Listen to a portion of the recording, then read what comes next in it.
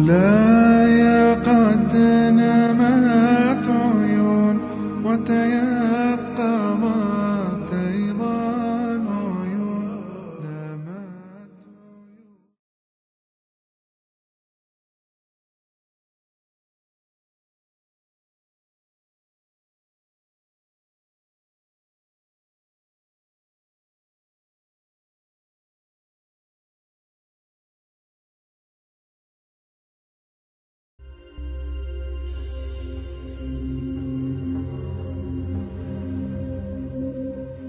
According to Charles Darwin, one of the strongest pieces of evidence favoring his theory of common descent was the remarkable similarity among animal embryos. In the late 1800s, German naturalist Ernst Haeckel produced drawings that seemed to confirm Darwin's claim. Ernst Haeckel was a German biologist and artist, a contemporary of Darwin's, who, among other things, made some famous drawings of vertebrate embryos, fish, humans, salamanders, chicks, turtles, and so on. And in those drawings, Haeckel tried to show that all these different vertebrates look very much the same as early embryos. Their early similarities showed that they came from a common ancestor, and differences arose only later. The problem is that he faked his drawings. The early vertebrate embryos don't really look that similar at all. The problem with Haeckel's drawings wasn't just that they were inaccurate, they were actually false in many cases. But the real damage was done when these drawings entered into biology textbooks decades ago, and they've never really been taken out. If you open a high school biology text now, or even a college biology text, you'll find these drawings, although they may not refer to them as Haeckel's drawings, and in fact, they trace their ancestry directly to Haeckel. You see the pictures of the embryos. And it's really damaged our understanding of development and our understanding of biology in general. It's clear that Haeckel may have fudged his drawings somewhat to look more like his ideal than they actually are. Now, does that actually take away from what we know about the relationship of embryology to evolution? Not a bit.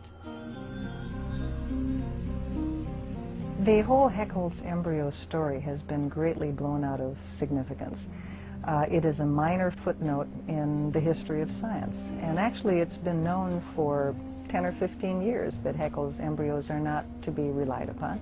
The reason why the diagrams are reproduced is because they're easily available. There's no copyright on them. It's an easy way to illustrate a point. And I would argue that the basic point that's being illustrated by those drawings is still accurate. The basic ideas that Haeckel was presenting, for example, that the more closely related two forms were, the more recently they shared a common ancestor, the more similar will be their embryology, that has held up for decades. And we have nothing but solid evidence to support that from modern-day researchers as well as early 20th century researchers. A second point that Haeckel made, that within two closely related forms, earlier stages will be more similar than late stages. That has been held up over and over as well. But if you go back earlier in development, the different classes of vertebrates look even more different. According to Wells, Haeckel, and many modern textbooks, mislead students not just because of faked drawings, but because they leave out the earliest stages of embryonic development. What students are shown as the first stage of embryonic development is actually the mid-stage. And very few textbooks show those earliest stages, and yet that's the whole point. It's the earliest stages that are supposed to be the most similar, and they're not.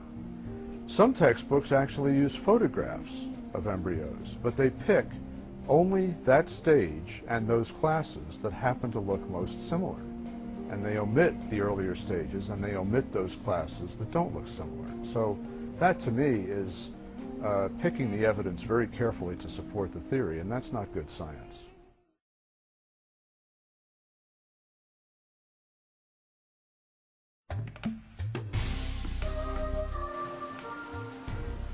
In 1994, journalist Jonathan Weiner published The Beak of the Finch, a book about research into finches on the Galapagos Islands.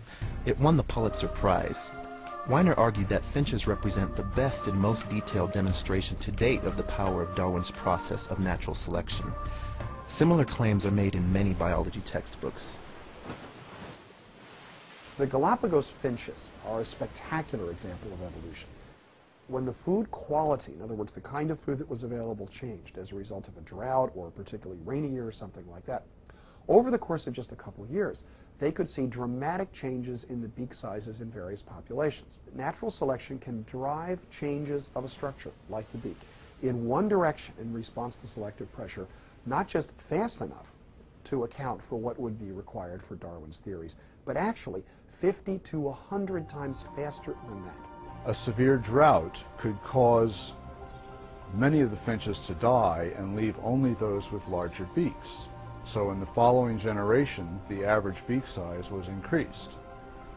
And some textbooks extrapolate this over 200 years or so and say that a few of these events strung together could transform these finches into a new species by making their beaks larger.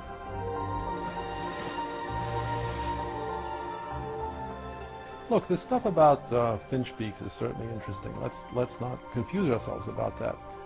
The question is, can it be extrapolated, or does it represent cyclic variation? What the books fail to mention is that as soon as the rains came back, the average beak size returned to normal. There was no net evolution. What we're really seeing is just one species oscillating back and forth with no real evolutionary change. So the evidence is exaggerated to make it appear to support Darwin's theory in a way that it really doesn't. The contrary may be true. We may be seeing the development of entirely new species. The Galapagos finch starts off as a finch, and within 100 million years there'll be a Galapagos elephant. Could be. But we need a whole lot more by way of evidence than a couple of nutty journalists going down there looking at finch beaks and writing a Pulitzer Prize-winning book. A whole lot more if this is to be serious science. I mean, this doesn't even pass the threshold of anecdote. Finch beaks change in size. Yeah, they do. They change in shape, too. It seems to be correlated with seasons. There seems to be a regress back toward the mean when the seasons change again. If this is the part of a spectacular evolutionary extrapolation, let's have additional reasons for thinking that. The changes are temporary, they oscillate back and forth, and they don't go anywhere. So, as evidence for the origin of species, Darwin's finches really don't work.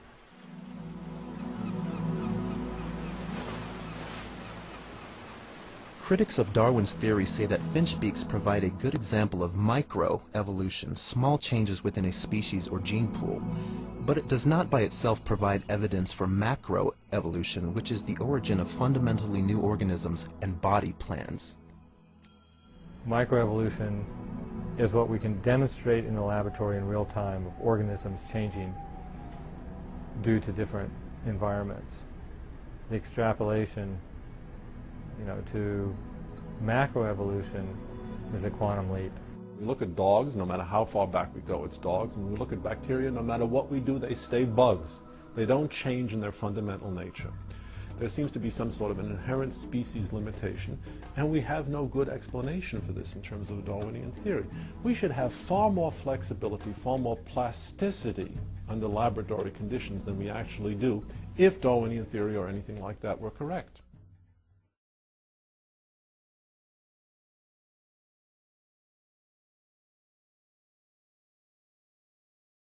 Modern Darwinian theory, known as neo-Darwinism, is based on the idea that mutations in genes provide the raw material needed for evolution to work. Darwin's theory requires a source of new variations. And in modern Darwinian theory, that source is genetic mutation. Well, we know genetic mutation can produce changes in proteins, protein molecules. This is what leads to some cases of antibiotic resistance in bacteria. But evolution involves a lot more than changes in protein molecules. It involves changes in entire organisms, shapes of organisms, what biologists call morphology. One of the best known examples of a mutation affecting morphology is the four-winged fruit fly. In opening a biology text, one will often see a picture of a four-winged fruit fly. Now, as we know, ordinary fruit flies have only two wings. The four-winged fruit fly has not only its regular set of wings, but a second set of wings just next to that. And the caption or the text will say, this is evidence for the process of evolution, that mutations affect the process of development, and you can get anomalies as interesting as a four-winged fruit fly. Gene duplications and rearrangements of genes can indeed produce very sudden genetic changes. They can produce changes that are as dramatic as a fruit fly that suddenly has an extra pair of wings or has an antenna where its eye was supposed to be. And I give those as examples not of evolution, but of the ability of the genetic toolkit to produce very sudden and dramatic changes in an organism's morphology. Well, it turns out that the four-winged fruit fly is actually a very poor example of Darwinian evolution, certainly. There are no muscles attached to it, so the second set of wings is effectively dead. The fly is a hopeless cripple. It's kind of like having a small plane with an extra pair of wings tied to its tail. The fly can only survive in the laboratory, and it would be selected out by natural selection in the wild. So it's not a step forward in evolution. It's an evolutionary dead end. And it turns out that all morphological mutations that we know of are either have no effect on the organism at all, no fitness effect, or they're harmful. We don't know of any that are useful. I think this creates a real paradox for evolution. If you're going to change animal form, you've got to do it in a way that the organism can survive and can pass on those new changes. We don't have examples of these kinds of large-scale changes. It's almost as if the fruit fly says, if you want me to exist at all, I better have 2 eyes, 6 legs, 2 wings, and so on. I better have more or less the normal form